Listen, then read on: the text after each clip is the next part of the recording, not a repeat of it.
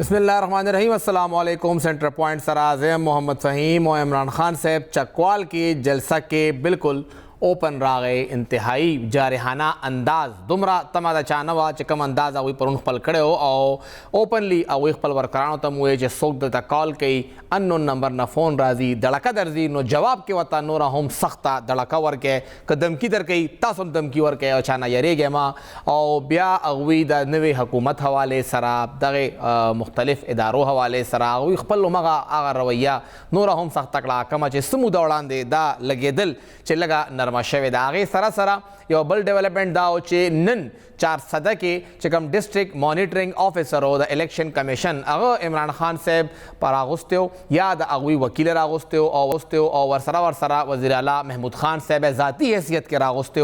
او شکور خان کم چې وزیر قانون دی او عارف احمد زئی کم چې مشیر دی د معدنیاتو هغوی هم راغوستی محمود خان صاحب پخپله پیش نشو دای طرف نه علی ګوهر صاحب کم چې دای وکیل دی هغه پیش شو او هغه 23 ستمبر پورې ټایم ورکړ جواب جمع کا عمران خان صاحب پخپله پیش نشو د هغه کونسل مطلب دغه وکیل هم پیش نشو او دغه خبره سایډ ته پاتې شوه هغوی ته دوباره وویل چې په 23 تاریخ راشه او دا دواړه چې کوم د کابینه ممبران دي 45 هزار روپۍ جرمانه شو د الیکشن کمیشن مسلسل دغه وینا او بیا پرون چې کله چیف الیکشن کمشنر صاحب په مشرۍ کې اجلاس وشو هغې کې هغوی چیف سیکرټري خیبر پښتونخوا ته وویل چې چرې صوبایي حکومت نه مني هغوی بار ضابطه اخلاق خلاف ورزي کوي نو بیا به مونږه په خیبر پښتونخوا کې ضمني انتخاب ملتوي کو دومره کمزورې خبره ولې په دې څه به خبره کوو د وخت کې مونږ سره سینئر قانوندان او د پشاور ہائی کورٹ سره د سپریم کورٹ وکیل معظم بٹ ایڈوکیٹ صاحب موجود تھے۔ بٹ صاحب بہت شکریہ۔ بٹ صاحب کل جو یہ بات چیت ہوئی ہے چیف الیکشن کمشنر صاحب اور پھر خیبر پختونخوا کے چیف سیکرٹری ڈاکٹر شہزاد بنگش صاحب کے درمیان اس کا لب لباب جو آخری جملہ تھا وہ یہی تھا کہ اگر صوبائی حکومت ضابطۂ اخلاق پر عمل درآمد نہیں کرتی تو ہمیں مجبوراً ضمنی انتخاب ملتوی کرنا پڑے گا۔ یہ بات کیا لگتی ہے آپ کو، کمزوری لگ رہی ہے الیکشن کمیشن کی کہ وہ اپنا قانون پہ عمل درآمد نہیں کر پا رہی، یا مضبوطی لگ رہی ہے صوبائی حکومت کی کہ وہ جو چاہے اس کے جو دل میں آتا ہے وہ کرتی ہے اور ادارے کچھ نہیں کر سکتے؟ اصل میں دیکھیں یہ جب کوئی ایسا اقدام ہوتا ہے جو کہ قابل مواخذہ ٹھہرے نا، تو وہ اس کے سر انجام ہونے کے بعد کوئی ادارہ وہ بھی جوڈیشل نوعیت کا یا کانسٹیٹیوشنل نوعیت کا اس پہ اپنا اقدام جو ہے وہ اٹھاتا ہے۔ تو یہاں پہ پہلے سے ایسی تنبیہ کرنا، یہ پری کنسیوڈ نوشن جو ہے یہ لے کر آنا، اصل میں یہ قانون تو اجازت اس بات کی دیتا نہیں ہے۔ تو یہ ایک نئی اختراع ہے جو الیکشن کمیشن آف پاکستان نے اپنائی ہے، اور یہ چیز جو ہے یقیناً ایک قابل توجہ ایلیمنٹ ضرور ہے۔ باقی ایک بات درست ہے کہ انر اسٹرینتھ جو ہے نا وہ الیکشن کمیشن کی وہ عوام میں کوشچن ہو رہی ہے بڑی شد و مت کے ساتھ۔ چونکہ آپ یہ غور کیجئے کہ ابھی حال ماضی میں انہوں نے یہ فنڈنگ کے کیس میں فیصلہ دیا، تو آپ کو پتہ ہے کہ وہ کہاں چلا گیا، یعنی اسے حکومت کی سطح پہ بھی پذیرائی نہیں ملی، اور انہوں نے وہ اسے اتنا کمزور جانا کہ سپریم کورٹ کا تو انہوں نے سوچا ہی نہیں۔ تو اس لیے یہ دیکھیے کہ وہ الیکشن کمیشن جس طرح کے آبزرویشنز دے رہے ہیں وہ جو ہے ان میں اخلاقی ضابطۂ اخلاق خود الیکشن کمیشن کا جو ہے وہ عوام کی نظروں میں متنازع بن رہا ہے، سوال اٹھ رہے ہیں۔ تو یہ چیز اچھی بات نہیں ہے، اداروں کے لیے یہ چیزیں بری سمجھ جاتی ہیں۔ بٹ صاحب یہ الیکشن صاف اور شفاف کرانا ذمہ داری کس کی بنتی ہے؟ اگر الیکشن کمیشن یہ کہتا ہے کہ صوبائی حکومت ہمارے ساتھ تعاون نہیں کر رہی ہے اور وہ ضابطۂ اخلاق پر عمل درآمد نہیں کر رہی ہے، تو کہاں کھڑا ہے الیکشن کمیشن؟ آئین کیا کہتا ہے، قانون کیا کہتا ہے، اور ذمہ داری کیا بنتی ہے الیکشن کمیشن پہ؟ دیکھیے الیکشن کمیشن تو بادی نظر میں ایسی بات کی توقع ہی ہم ان سے نہیں کر سکتے، اس لیے کہ یہاں پہ تو پورا ایک نظم الیکشن لاز میں دیا ہوا ہے، وہ تو ہر افسر مجاز اور متعلق افسر کو اپنی عدالت میں بلوا کے اپنے ہر کام کو ریشنلائز کروا سکتے ہیں. تو وہ تو ایک سسٹم ہے, قانون کا ایک بنایا ہوا طریقہ کار ہے. اسے چھوڑ کے اگر وہ میڈیا کنزمپشن پہ اپنی رائے کا اظہار کریں گے تو اس بابت ابھی تک قانون سازی نہیں ہوئی جو انہیں یہ اختیار دیتا ہو کہ وہ میڈیا پہ اپنی پروجیکشن اس انداز سے کریں. انہیں چاہیے کہ لا موجود ہے, قانون موجود ہے, اسے موشن میں لے کے آئیں الیکشن کو بہتر انداز سے کروانے کے لیے. یہ کیسے ہو سکتا ہے کہ سرکاری آفیسرز ہوں اور وہ جو ہے قانون کے مطابق کام نہ کریں؟ ایسے تو کسی فرد کو طلب نہیں کیا الیکشن کمیشن نے, اور اس نسبت سے کوئی عدالتی کارروائی نہیں ہوئی الیکشن کمیشن کے فورم پہ اس سطح پہ. تو اس لیے ایسی سٹیٹمنٹ دے دینا جو ہے یہ غیر محتاط سٹیٹمنٹ ہے, ان اکارڈنس ود لا نہیں ہے. اور بٹ صاحب اب آج طلب کیا گیا تھا عمران خان صاحب کو, ان کے کونسل کے ذریعے بھی کہا گیا تھا کہ آپ پیش ہو جائیں ڈسٹرکٹ الیکشن آفیسر مانیٹرنگ آفیسر چارسدہ کے دفتر میں. عمران خان صاحب پیش نہیں ہوئے, نہ ان کے وکیل پیش ہوئے, اور ذاتی حیثیت میں طلب کیا گیا تھا وزیر اعلیٰ محمود خان صاحب کو, وہ پیش نہیں ہوئے, انہوں نے اپنے وکیل کو بھیج دیا اور ان کی وکیل کی پیشی کو تسلیم کر لیا گیا. اس معاملے کو کیسے دیکھتے ہیں؟ الیکشن کمیشن اگر اتنا نرم ہی پڑنا تھا تو وزیر اعلیٰ کو بھی کہتے کہ اپنے کونسل کو بھیج دیں, اور پھر عمران خان صاحب کا اتنا بھی لفٹ نہ کرانا ایک ادارے کو کہ اپنا کونسل بھی نہ بھیجا. تو دیکھیں وہ تو ایسا ہے نا کہ یہ پابندی عمران خان پہ تھی نہیں, نوٹس دے دیا گیا. اگر نوٹس انہیں ملا ہے اور وہ اس کاروائی میں حصہ نہیں لے رہے تو ظاہر ہے اس چیز کا بھی انہیں استحقاق اور حق حاصل ہے. ہر چیز کے نتائج ہوتے ہیں, تو ممکن ہے وہ جو ان کے پاس نوٹس ملا ہو انہوں نے سمجھا ہو کہ میرے وہاں پہ پیش ہونے سے بھی کوئی فرق نہیں پڑے گا, تو وہ ان کی ثوابدیدی ایک پوزیشن ہے جس پہ انہوں نے پہلے سے سوچا ہوا ہوگا. جہاں تک وزیر اعلیٰ کے وکیل کی پیش ہونے کی بات ہے تو یقیناً پیشی تو وکیل بھی کر سکتا ہے اپنے موکل کی جگہ پہ, لیکن اگر انہیں اصالتاً بلایا گیا تھا اور وہ پیش نہیں ہوئے تو پھر یقیناً ان کے وکیل نے ان کی نسبت سے جواز پیش کیا ہوگا. اور قانون میں ایسے طریقے موجود ہیں کہ اگر جواز جو ہے وزن رکھتا ہے تو عدالتیں وہ ریلیف دے دیا کرتی ہیں. اور سر یہ بتائیے گا کہ جو عمران خان صاحب اگر پیش نہیں ہوتے, ظاہری بات ہے ہم نے دیکھا ہے عمومی طور پہ یہی جواز اپنایا جاتا ہے اگلی پیشی پہ کہ ہمیں تو نوٹس ہی نہیں ملا تو ہم کیسے آتے, ابھی نوٹس ملا ہے تو ہم حاضر ہو گئے. ٹائم بھی بورو ہو جاتا ہے اور تھوڑا قصہ لمبا بھی ہو جاتا ہے. لیکن اگر عمران خان صاحب پیش نہیں ہوتے, کیا اختیار ہے ایک ڈسٹرکٹ مانیٹرنگ آفیسر کے پاس کہ وہ کیا کر سکتا ہے؟ دیکھیے اگر تو معاملے کی نوعیت مجرمانہ حیثیت رکھتی ہے تو پھر تو اس کا ایک طریقہ کار علیحدہ ہے. آپ بلوا بھی سکتے ہیں, آپ وارنٹ بھی جاری کر سکتے ہیں, سمن بھی بھجوا سکتے ہیں, وہ سارے موڈز اڈاپٹ ہو سکتے ہیں. اگر معاملہ ہے سول نوعیت کا, جیسے کہ الیکشن میٹرز ہو گئے, تو الیکشن میٹرز میں تو وہ اپنے ایک اتھارٹی لیٹر بھی اگر وہ کسی کو دے دے تو وہ پیش ہو سکتے ہیں. تو وہ تو کوئی ایسا معاملہ ہے نہیں, اس کے لیے تو لا اسٹیبلشڈ ہے. باقی اگر کسی کو نوٹس نہیں ملا کہ کسی کی سروس اگر ان اکارڈنس ود لا نہیں ہوئی تو وہ کہہ سکتا ہے کہ میری سروس جو ہے وہ ان اکارڈنس ود لا نہیں ہوئی, مجھے پتہ نہیں تھا. تو ظاہر ہے یہ تو ڈاکومنٹری ایویڈنس ہوتی ہے نا کہ کسی کی سروس کروانی ہے تو آپ جا کے اس پہ عمران خان کے دستخط لیں گے یا اس کے جو وہ ہے چیف آف سٹاف ہے اس کے دستخط لیں گے. اگر ان کے سمن پہ ان کے دستخط موجود نہیں ہیں تو وہ یقیناً یہ کہہ سکتے ہیں کہ ہماری تو سروس ہوئی نہیں ہے.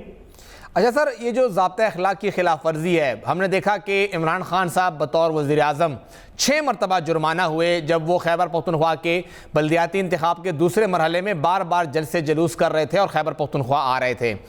وزیر اعلیٰ محمود خان صاحب کو بھی 6 مرتبہ جرمانہ کیا گیا. اس کے بعد پشاور جلسے میں محمود خان صاحب پھر جرمانہ ہوئے اور عمران خان صاحب کو بھی جرمانہ کیا گیا بطور امیدوار, اور اب چارسدہ جلسے کا بھی یہی حال چل رہا ہے. الیکشن کمیشن کیا اتنی ہی اس کی ایک دائرہ اختیار ہے, اتنا ہی وہ کر سکتی ہے کہ بلایا نہیں آئے جرمانہ کر دیا اور معاملہ ختم, یا کچھ اور بھی وہ کر سکتی ہے؟ دیکھیے الیکشن کمیشن کے پاس تو انتظامات ثوابدیدی نوعیت کے بھی ہیں نا, اور دوسری بات یہ کہ آپ یہ دیکھیں کہ اس کے لیے بھی الیکشن ایک شیڈیول متعین تھا. سیلاب کی وجہ سے وہ شیڈیول جو ہے اپ سائڈ ڈاؤن ہو گیا، جی جی اس کی وجہ سے نئے حالات پیدا ہوئے. تو بات یہ ہے کہ آپ الیکشنز کو ایک طرف رکھ کے یہ یاد رکھیں کہ عمران خان جو ہے ایک تحریک چلا رہے ہیں ملک میں جلد الیکشن کروانے کے لیے. آپ یہ بھی دیکھیں کہ وہ سارے حلقوں میں خود کھڑے ہوئے ہیں. جی جی ٹھیک ہے، تو وہ در حقیقت ایک تحریک چلائے ہوئے ہیں. انہیں پتا ہے کہ اگر میں 9 کی 9 سیٹیں بھی جیت جاؤں گا تو مجھے رکھنی تو ایک سیٹ ہے. ٹھیک ہے نا، بالکل. لیکن وہ ایک تحریکی انداز میں اسٹیبلشمنٹ کو اس نتیجے تک پہنچا رہے ہیں کہ ملک میں نارمل حالات کے لیے آپ جو ہے جلد از جلد عام الیکشنز کا اعلان کریں، اور اس وقت تک آرمی چیف جو ہے ان کی تعیناتی کو بھی آپ جو ہے پوسٹ پون کریں تاکہ نئی آنے والی حکومت جو ہے ان کا تقرر کر سکے. تو عمران خان کے کام کو آپ صرف الیکشن کے نقطے نہیں بٹ صاحب آپ جو بات کر رہے ہیں اس کی طرف بھی میں آؤں گا، لیکن میرا جو پہلا حصہ ہے کیونکہ وہ امیدوار ہیں، الیکشن کمیشن کو یہ نہیں دیکھنا کہ کوئی پارٹی تحریک چلا رہی ہے، انتخابات چاہتی ہے. انہوں نے تو بائی دا بک جانا ہے، جو ان کو بک دی گئی ہے الیکشن ایکٹ 2017 انہوں نے اس کے تحت کام کرنا ہے. الیکشن ایکٹ 2017 کے تحت کیا الیکشن کمیشن کے پاس اتنا ہی اختیار ہے کہ وہ جرمانہ کرے گا اور اگلا بندہ ان کے قانون کی دھجیاں اڑاتا رہے گا اور وہ اس کے دل میں جو چاہے گا وہ کرے گا، سرکاری وسائل بھی استعمال کرے گا، وزراء کو بھی بلائے گا، سٹیج پہ بیٹھے گا، جلسے جلوس بھی کرے گا، اور بس صرف 50,000 جرمانہ ہے؟ ضابطہ اخلاق جو ہے نا وہ آپ یہ سمجھ لیجئے کہ اس کا جو وہ ہے اس کی حدت لا جیسی نہیں ہے. یعنی ایک ماحول بنانے کے لیے ایک جو ہے وہ ایک طریقہ کار کا نام جو ہے وہ ضابطہ اخلاق ہے. لیکن یہ یاد رکھیے کہ آپ اگر اسٹرکٹلی الیکشن لاز کو لے کے جائیں گے تو وہاں پہ انلیگل اور کرپٹ پریکٹسز کا ذکر ہے. وہاں پہ ماسز سے خطاب کرنے کا اور ماسز کے ساتھ رسائی حاصل کرنے کا میکنزم نہیں ہے. ضابطہ اخلاق بنتا ہے، ضابطہ اخلاق جو ہے اس کا درجہ قانون کا نہیں ہے بلکہ وہ ایک اخلاقی ماحول بنانے کا ہے. تو وہ وہاں پہ گراؤنڈ ریئلٹیز دیکھی جاتی ہے، ریئلزم کو دیکھا جاتا ہے. تو اگر مثال کے طور پہ آپ نے ضابطہ اخلاق بنا دیا لیکن وہ متوازن نہیں ہے، وہ لگا نہیں کھاتا پولیٹیکل فیلڈ کے مطابق، وہ ایک سپرفلوس قسم کی ایک ارینجمنٹ ہے آپ کی، تو وہ یقیناً اپ سائڈ ڈاؤن ہوگی. یہ کیسے ہو سکتا ہے کہ آپ الیکشنز لڑنے جا رہے ہیں، آپ عوام تک رسائی کرنا چاہ رہے ہیں اور آپ کے میسج کو روکنے کے لیے طریقے بنائے جائیں؟ یہ ممکن نہیں ہے. تو آپ پہلے یہ ڈسٹنگوش کر لیجئے، ضابطہ اخلاق ایک علیحدہ معاملہ ہے، اس کی مثال پرنسپلز آف پالیسیز جیسی ہے، لیکن جو لا ہے وہ الیکشن لاز ہے اور اس کی وائلیشن جو ہے ایک علیحدہ طرز کی ہے. اچھا بٹ صاحب یہ جو آپ نے بات کی، عمران خان صاحب اپنا پیغام ان کا حق ہے کہ وہ عوام تک پہنچائیں، لیکن اگر ہم ماحول جس طرح آپ نے ذکر کیا، ماحول بیلنس کیسے ہوگا؟ غلام بلور صاحب کے پاس تو پی ڈی اے کی مشینری نہیں ہے کہ وہ جا کے ان کے جھنڈے لگائے، یا ایمل ولی خان صاحب کے پاس بھی وہ وسائل نہیں ہیں کہ چارسدہ کی ٹی ایم اے جو ہے ان کے لیے وہاں پہ کرسیاں لگائے، کناتے لگائیں. یا پھر ہم اگر مولانا قاسم کی بات کریں کہ وہ مردان کے اندر ان کے لیے وہاں پہ موجود ٹی ایم اے ڈسٹرکٹ گورنمنٹ جو ہے یا ڈپٹی کمشنر جو ہے وہ جا کے سائٹ کا وزٹ کرے، تو ان کے پاس تو یہ وسائل نہیں ہیں. تو کیا یہ تمام وسائل پھر ایک امیدوار کو ان کے پلڑے میں ڈال دینے چاہیے کہ بس جی آپ کے پاس یہ وسائل ہیں تو آپ استعمال کریں، ہم آپ کو 50,000 جرمانہ کر دیں گے؟ اب دیکھنا یہ چاہیے کہ نیب کے کیسز جو ہیں وہ کس مقدار سے کن لوگوں کے خلاف بنے ہوئے ہیں. جی جی. اور پھر دوسرا یہ بھی دیکھا جائے کہ فورن فنڈنگ جو ہے، یعنی آپ یہ دیکھیے پاکستان کے قیام کے بعد سے جو ہے ایون نو رتن ایوارڈ سے وہ لے کر مستقل کن آرگنائزیشن کو ملتی جا رہی ہے. تو آپ کو پتہ چلے گا کہ اربوں روپے کے جو پاکستان کی سرمایہ کاری ہوئی ہے کا سرمایہ تھا وہ اب آ کے نیب کے قریب جو ہے قابل مواخذہ ٹھہرا ہوا ہے. تو وہ تمام تر پولیٹیکل پارٹیز جب اکٹھی ہوئی تھیں، انہوں نے تو پی ڈی ایم کا رخ دیا.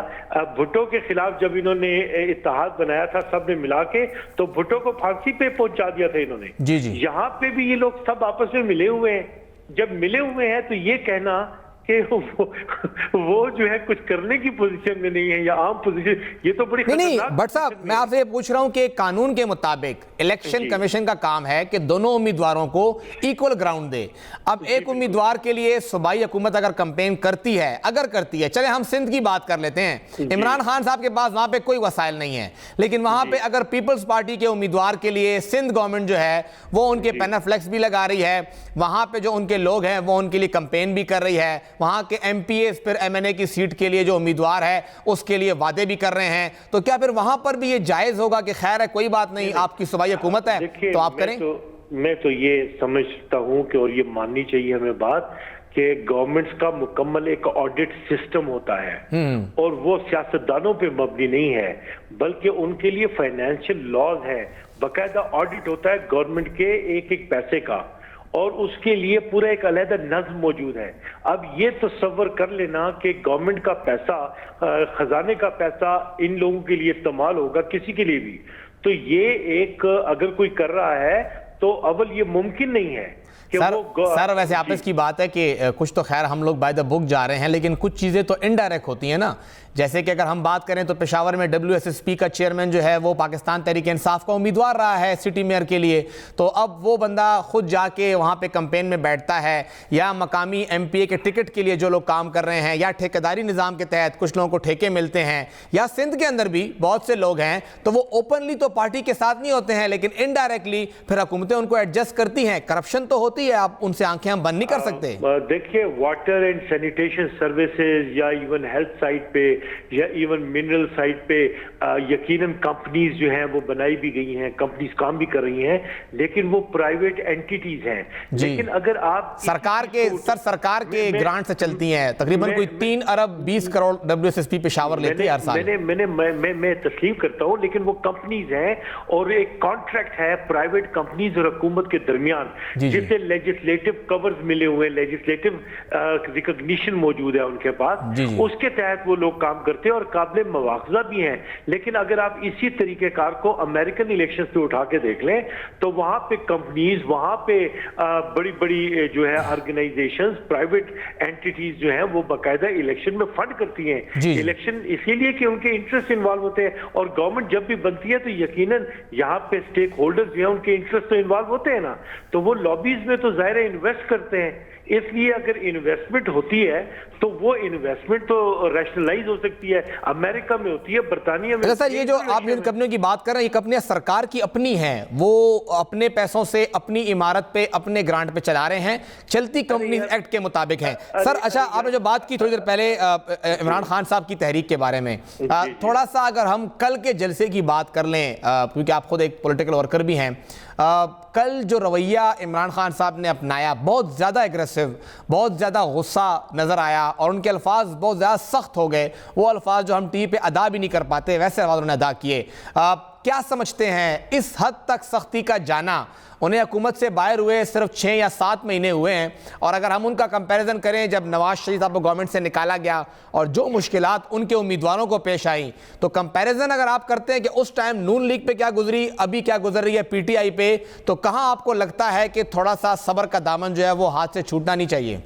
ارے فہیم دیکھو، آپ تو اس بات کو بہتر جانتے ہو، ہر چیز پہ آپ کی نظر ہے۔ آپ کو پتہ ہے جب عمران خان پرائم منسٹر تھے اور ان کے خلاف جو ہے یہ موشن نو کانفیڈنس کا آیا بھی نہیں تھا، تو ٹی وی پہ انہوں نے اپنے خطاب میں کہا تھا کہ کچھ لوگ میری حکومت گرانے کی کوشش کر رہے ہیں، میری حکومت اگر گرائی تو میں زیادہ خطرناک ہو جاؤں گا، اس لیے کہ میں لوگوں کے پاس جاؤں گا، میں ان لوگوں کو بتاؤں گا۔ یہ بات انہوں نے اس وقت کہی تھی جب لوگ کانفیڈنس بھی نہیں آیا تھا۔ ہر وہ قدم وہ جو کرتے ہوئے جا رہے ہیں نا، اس کا وہ پہلے اعلان کرتے ہیں، وارن کرتے ہیں کہ دیکھو مجھے مت روکو، میں آگے جاؤں گا۔ آخر میں تو وہ یہاں تک چلے گئے کہ دیکھو دیوار پہ اتنا مت لگاؤ، اس لیے کہ میں تو یہاں تک انتظام کر چکا ہوں کہ اگر میری جان کو نقصان پہنچتا ہے تو تب بھی میں نے اس کے متعلق بھی اپنے بٹ صاحب ویسے اگر کمپیریزن کر لیں 2018 کے عام انتخابات کا، نون لیگی امیدواروں کو جس مشکلات کا سامنا کرنا پڑا، آپ بھی گواہ ہیں اس کے، پنجاب میں جو کچھ ہوا، آپ کو لگتا ہے کہ PTI بھی آج اسی مشکل سے گزر رہی ہے؟ اتنی مشکل ہے ویسے PTI کے ورکرز کو جتنی ان کو تھی؟ میں ایک بات بڑے اچھے طریقے سے جانتا ہوں، اس لیے کہ میں اس تاریخ سے بڑا قریبی طور پہ وابستہ رہا ہوں، IGI سے لے کے آخر تک۔ دیکھو قدرت کا عجیب امتزاج دیکھو، جب عمران خان آئے تو ان کے خلاف کہا کہ سلیکٹڈ گورنمنٹ، بالکل، تو وہ وہاں پہ تو ایک ریس کی گئی بات، لیکن یہاں پہ آ گیا امپورٹڈ حکومت کا سیغہ, یہاں پہ آ گئی بین الاقوامی دستاویزات بھی, امریکہ کی براہ راست مخالف وہ مداخلت بھی. امریکہ سے اس بات پہ روتے ہیں کہ رشیا جو ہے اس نے ہیک کر لیا تھا ان کا کمپیوٹر سسٹم اور اثر انداز ہوئے تھے, وہ کام امریکہ نے ہماری حکومت کے ساتھ کیا. تو یہ تو واضح طور پہ ان لیٹرز اور ان مسودوں کو دیکھنے کے بعد ہم کہہ سکتے ہیں کہ یہ امپورٹڈ حکومت ہے. جب امپورٹڈ حکومت بھی انویسٹمنٹ سے بنے, جب آئی جی آئی بھی انویسٹڈ حکومت سے بنے, تو مجھے بتاؤ کہ وہ یہ جو منی لانڈرنگ کے قصے اور یہ بھی سامنے آ رہے ہیں, وہاں پہ بھی ہیوج انویسٹمنٹس ہو رہی ہوں, تو اللہ کے بندے کہاں موازنہ کرتے ہیں ان کا عمران خان کے ساتھ. عمران خان آنا چاہیے, ویسے ہمیں تو ڈالرز چاہیے اس ملک میں. بٹ صاحب امید تھی کہ چلیں اسی حکومت کے ذریعے سے ہی پیسے آ جائیں, لیکن مشکل تھی وہ بھی. میں اس انالوجی پہ کام کر رہا تھا کہ اگر امریکہ یہ اپنا عمران خان پاکستان میں رہتے ہوئے پاکستان کی سیاست کرنے کی بجائے اگر برطانیہ میں رہ کے وہاں کی سیاست کرتا نا, تو یقین مانو کہ وہ وہاں پہ وزارت عظمیٰ کا منصب حاصل کر سکتا تھا. بالکل, اور وہاں پہ اگر وہ وزیر اعظم ہوتے تو پاکستان کے لیے بھی اعزاز ہوتا کہ ایک پاکستانی جا کے وزیر اعظم بن رہا ہے. اور اس سے بڑا اعزاز کیا ہوگا کہ انہوں نے اس برطانیہ کو بھی چھوڑا اور کہا کہ میرا جو ملک ہے وہ سب سے آگے ہے. بالکل. بٹ صاحب ہر ایک بندہ یہی چاہتا ہے کہ جو بھی پرائم منسٹر ہو, چاہے وہ نواز شریف ہو, شاید خاقان عباسی ہو, عمران خان ہو یا شہباز شریف ہو, مقصد ایک ہی ہے کہ پاکستان کی بہتری ہو. بہت شکریہ بٹ صاحب, آپ نے ہمیں کافی تفصیلاً وقت دیا. اور دعا دا چہ ہر یو کس راشی چسو کم راشی پولیٹیکل پارٹی دا خود داغے فائدہ پاکستان توشی دا سی نہیں چیوے پارٹی تا فائدہ اور رسی او سیاسی پوائنٹ سکورنگ کی عمران خان صاحب راغے اگر نون لیگ تا بدر دے وے چاوی ملک سہل کا اس چیزا موجودہ گورنمنٹ راغے دا اگی تا بدر دوئی چیزا سلیدی منہ دے وقت کے سنکو لے گیا. انہوں نے دا دیر عجیبہ ہوتے ماحول دے چکم کس رازی اگر تیر حکومت تا بدر دوئی اور بیا زمواری ٹولا پا عوام رازی اور ٹول زور تا دغ پبلک نوزی تا ای باندے مشکلاتی. یہ شند ماخلو پروگرام کی اوزل بیا ہر کلے وایو سیاسی پوائنٹ سکورنگ روان دے او چکلا اسلام آباد کے عمران خان سے خلاف دغا دا غدارے مقدمہ درج شوا یا آگے کے دننا دہشت گردے مقدمہ درج شوا. خیبر پختونخوا حکومت علی امین گنڈاپور سے بل اختیار ورک جتو ورزا اور جسمن مقدمے درج کے آغا درج کا آغا داغوی چکم اختیار ہو نوٹیفیکیشن ہو آغا پیخور ہائی کورٹ کے چیلنج ہو شبیر حسین گیگیانی صاحب آغا چیلنج کا اور بیا آغا ہائی کورٹ ختم کا چہ دا نوٹیفیکیشن غلط تے. نن یو بل خبر مخ تراغے چہ دا پنجاب نپس دا پیخور رحمان بابا پولیس اسٹیشن کے دا وفاقی وزیر مریم اورنگزیب بی بی اور آگے سرا چکم دے وقت کے دا اغوی جاوید لطیف سے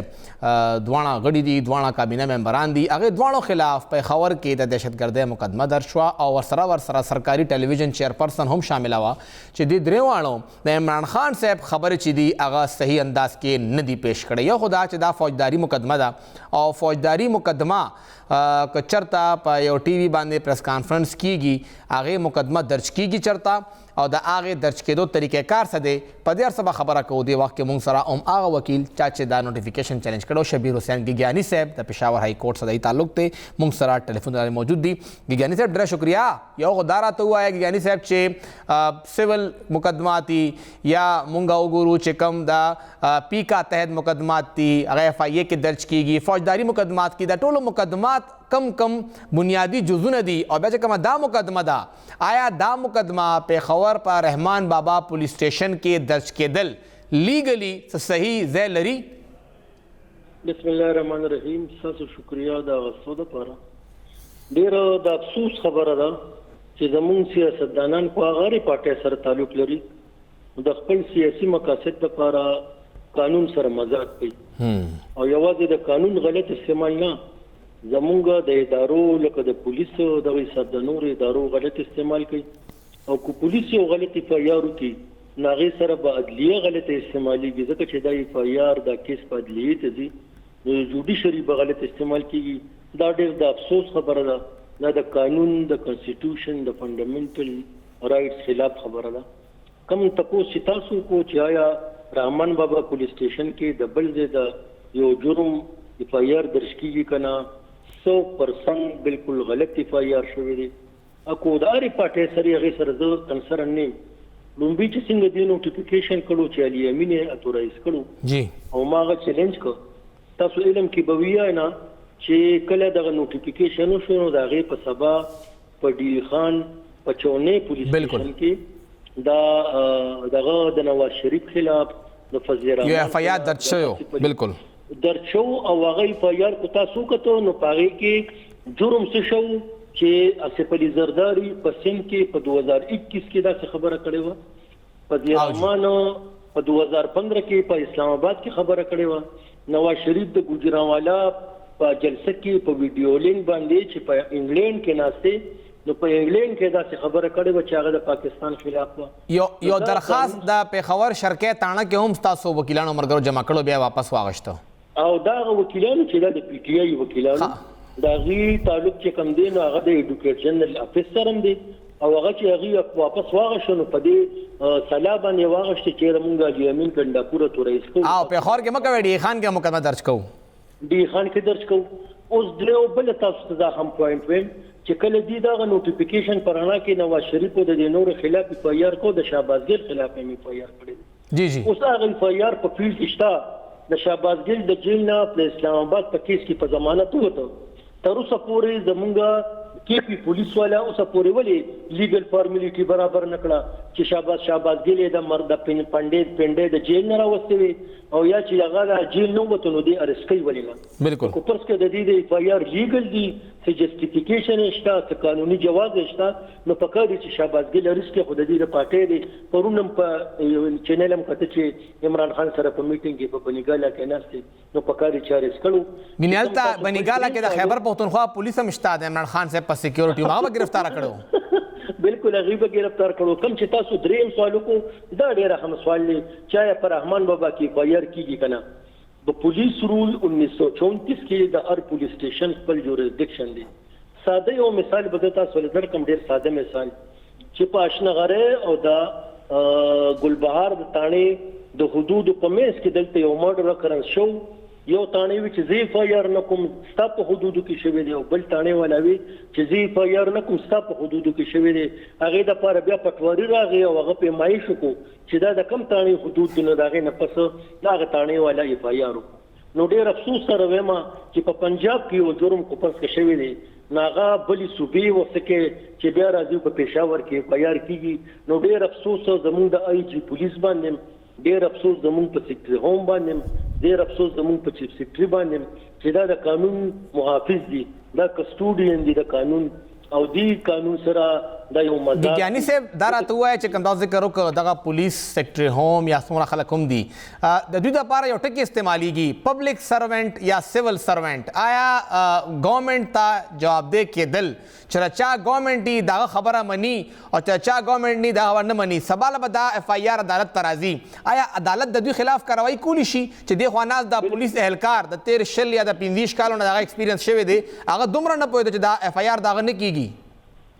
دا بالکل کوم سیول او پبلک سروینټ دی دا غي په پارت باندې دا مس کنډکټ دی د سیول رولز لاندې دا غي خلاف ډپارټمنټل پروسیډینګ کې دي شي کوم پولیس چې فایار کړی دی نو د پولیس 2017 خیبر پختونخوا 2017 لاندې باقاعده دا غي خلاف کاروایی کې دي شي دا غي پولیس والا خلاف فایار هم درس کې دي شي او کله چې دا عدالت تراغي اګریډ پرسن راغی نو عدالت سره هم د اختیار شته چا تا وډوټ جوریسډکشن دی فایار څنګه کړی دی تا د خپل ورده د خپل کورسې غلط استعمال څنګه کړی دی هغه دی بیا وی اب سړی خو چې ماته چا ویلی دی ماته وزیر اعلی ویلی دی ماته وزیر ویلی دی ماته چا ویلی دی هغه دی بیا خپل ایکسپلینیشن ورکړي ودا د پولیس په پارت باندې ډیره د افسوس خبره ده دا غي په کنډک باندې یو بدنما داغ دی ایون د پروینشل ګورنمنت باندې یو بدنما داغ دی او دا راته وایي چې کوم دا تاسو ذکر وکړه دغه یو پریس کانفرنس شوی هم وي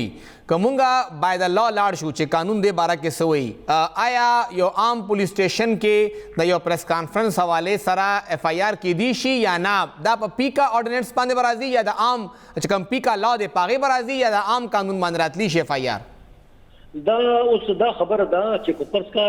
په پېښور کې یو سړی پریس کانفرنس کوي او بیا دا هغه پریس کانفرنس چې کمی خبرې دي هغه ته وکتل وي کوپرس کا هغه اگر چې دا کوم د میډیا باندې وایرل کیږي میسجونه اډیو ویډیو هغه د پیکا اورډیننس لاندې راځي نو کوپرس کا داسې خبرې پکې وي چې هغه د پاکستان پینل کوډ یا د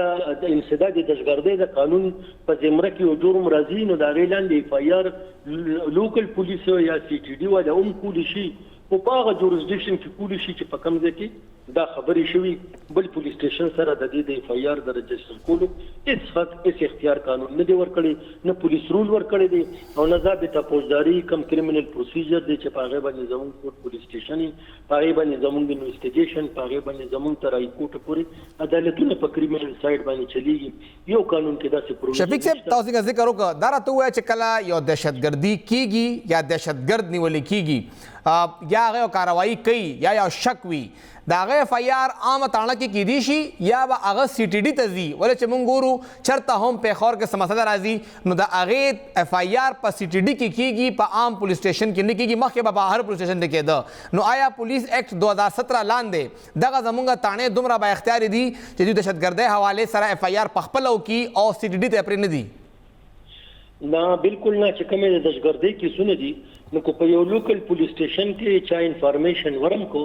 نو هغوی دومره کولی شي چې روزنامچه ریپورټ درج کولی شي او بیا به هغه کاغذ هغه ریپورټ په ولیږي سی ټي ډي تاڼې ته، اف آی آر به په سی ټي ډي کې رجسټر کېږي، انویسټیګیشن اختیار سی ټي ډي والا سره دی، لوکل پولیس سره لوکل پولیس سټیشن سره یا لوکل پولیس افسر سره د دې کیس د انویسټیګیشن یا د اف آی آر رجسټر کولو هیڅ قسم اختیار نشته. مطلب که چېرې د دوی د جاوید لطیف صاحب دغه خبره په دهشتګردۍ زمره کې راځي ولې چې هغه په اسلام آباد کې کړې ده نو دا به د اسلام آباد چې کوم سی ټي ډي پولیس سټیشن دی هلته اف آی آر کېږي، بل ځای کې نشي کېدی. 100% صحیح خبره ده، صرف په اسلام آباد کې کېدی شي کو جرم شوي او چې دا دومره وسایل زمونږ په دې باندې لګي د مونږ پولیس سره دومره وخت نشته چې هغه پېښور کې شوکماران راونیسي، سی سی ټي وي فوټیج مخې ته راځي چې د یو کس په رڼا ورځ باندې د هغه نه موبایل اخیستی کېږي، تمانچه پرېږدي، خلک وژلي کېږي، د یو علاقه کې دننه په صرف نالی باندې جګړه کېږي، 6 کسان وژلي شي. خبره دې ته راځي او پولیس سره وخت نشته چې هغه د ماشوم ریپسټ راونیسي یا هلته کې شوکمار راونیسي او بیا دا قاطع کوي، نو بیا به دا نظام څنګه ټیک کېږي سر؟ چرم نه، زه خو تاسو ته دا یو خبره زه په هر فورم باندې کوم، خلک پوهي د جرایم شر زیاتېږي او خلک د الزام لګوي، پولیس هم دا لګوي شر په عدالتونو کې د سزا شر کمه ده، د اکویټل ریشو زیاته ده، د دې وجې نه جرایم زیاتېږي. دا زه په هر فورم باندې ویم چې عدالت په کریمینل سایډ باندې کومې فیصلې هم کوي د پولیس د انویسټیګیشن په بنیاد باندې کوي. بالکل زموږ د پولیس انویسټیګیشن 0% زیرو. یو ریسنټ کیس د تاسو له در کوم په 400 کې په 2022 کې یو ډیډ باډي پیدا شو چې د هغې سر او لاسونه نو او جی بالکل تر نن ورځې پورې بیا د چا په پوینټیشن باندې هډ او لاسونه پیدا شو، تر نن ورځې پورې یو کال شو او د هغې انویسټیګیشن پولیسو یا زموږ فورنسیک لیبارټرو ونه کړو چېرې دا سر او د لاسونه د بل ځای نه پیدا شوي دي، دا هم د هغه ډیډ باډي وکړه، تر اوسه پورې دا انویسټیګیشن ونه شو. دومره ماډرن ټیکنالوژي ته وګوره، پولیس صرف لګي په سیاسي مقاصدو دپاره یا به پروټوکول ورکوي یا به د جلسو انتظام سنبالي، هغې له به پروټیکشن ورکوي او یا به سیاسي مقاصدو دپاره غلط استعمال. شبیر صاحب تاسو په خپله هم ډېر ټایم نه دغه عدالت سره یو پولیس بل کار هم کوي چې تاسو د پېښور نه چتراله پورې لاړ شئ یا ډي ای خان نه مانسرې ایبټ آباد کوهستان ته لاړ شئ، هر پریس کلب ته روزانه 4 نه 15 کسان راځي چې پولیس دې وخت کې قبضه مافیا سره او جرایم پیشه خلکو سره ملو شوی دی او زما په کور باندې زما په ځمکه باندې قبضه کړې ده، زما د کور 4 دیواره تقدس په عمله کړی دی. پولیس دا کار هم کوي چې غریب دپاره ژوند تنګ کړي. دا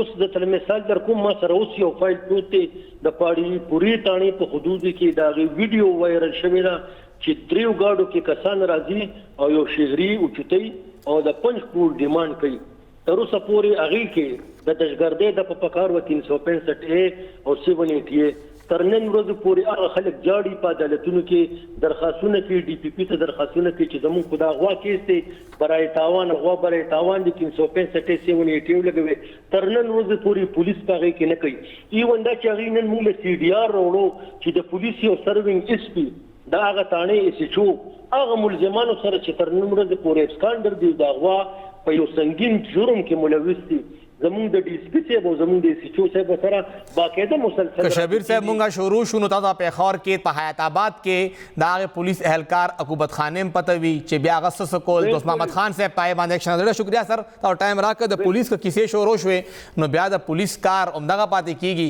چې هغه صرف او صرف دغه پالیټیشنز چې دي هغوی خوشحالوي او خپل حکومت خوشحالوي، بل چا ته څه نشي ویلی. د غریب دپاره که دغه پولیس لږ غونتې هم کار کولی، لږ غونتې په دې فیلډ کې راوتې، نن به پولیس د هغوی ګلونه په خپل خپل سر باندې سجاول چې زموږ پولیس اهلکاران دي خو پولیس اهلکار که اورال موږ وګورو د هغوی کردار ډېر زیات افسوسناک دی هغوی ټولو نه زیات دغه وردي څنګه استعمالوي خو خراب ارزی کې وي خو دا لږ خراب چې دي هغه ټول ځان سره بدنام کی او څنګه موږ ذکر وکړه چې پیښور غونډې ښار کې په حیات آباد کې حکومت خانې جوړې شوې وې او دغه پولیس اهلکار سرپرستي ورته حاصله وه هغې نه پس موږ وکتل چې څنګه پولیس اهلکارانو دې خوا کې څومره واقعات کې ملوث سره ووتل په خپله خلک بل چا نه همدغې سی ټي ډي اهلکاران د اف آی آر درج شوی دغه خوا کې دغه باړې والا دا ټول ارس پولیس کوي پولیس په دې کې ملوثه دی او حکومت سره وخت نشته چې دغه پولیس ټیک کی ای سره وخت دا دی چې په دې پولیس باندې خپل مخالفینو خلاف مقدمات درج کی یو شم د ماخلو تاسو ته پروګرام کې یو ځل بیا هرکلی وایو د خیبر پښتونخوا حکومت دپاره چې کله نه وفاقي حکومت بدل شوی دی مشکلات ډېر زیات شوي دي او لږ ساعت وړاندې کله دا پروګرام شروع کېده هغې نه اول هم وزیر خزانه تیمور سلیم جګړه صاحب د پیښور صحافیانو سره ملاقات وکړو ورته وویل چې تقریبا څلور شپېته یا شپږ شپېته اربه روپۍ د مونږ وفاق سره پرتې دي او مونږ له راکوي نه مونږ سره د خپل ملازمینو تنخواګانو دپاره هم پیسې نشته او د ذریعو دا وینا ده چې کوم د ډیولپمنٹ فنډ دپاره یو سیکنډ ټریشه جاري شوې وه 50% اے ډي پي جاري شوې وه د 100 اربو نه زیاته وه هغې کې زیاتره پیسې واپس پی این ډي ډپارټمنټ اوچتې کړې او هغوی دا وایي چې موږ سره دې وخت کې خپل خرچه نه پوره کېږي سیلاب پې د پاسه بیل راغی او وفاق موږ له پیسې نه راکوي لګیا دی مشکلات څومره صوبې دپاره جوړېدی شي او د دې دپاره به څنګه د دې توړ کېدی شي تیر ګورنمنټ هم د خیبر پښتونخوا او وفاق کې نون لیګو خو دومره مسلې نه وې مسلې هغه وخت هم وې خو دې حد ته خبره نه وتلې یو خو هغه وخت کومه سټریټجي خپله شوې وه او اوس د هغې څه ضرورت دی په دې هر څه به خبره کوو د هغې وخت سیکرټري خزانه سابق بیوروکریټ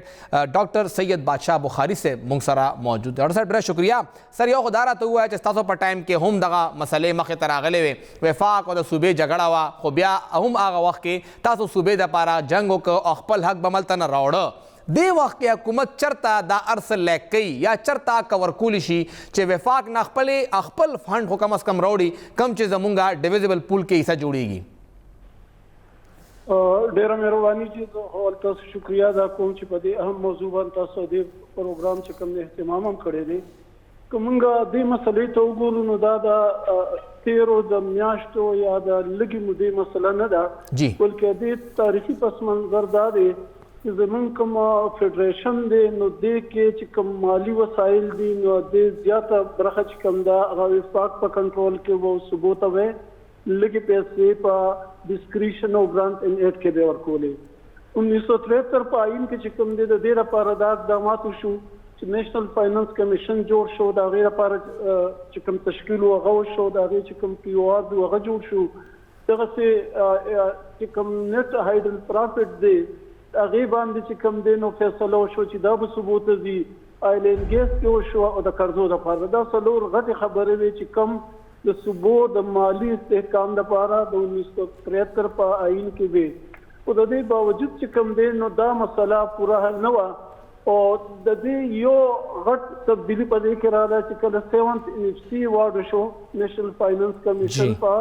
2010 کې نو د صوبو حالت نسبتاً بهتر شو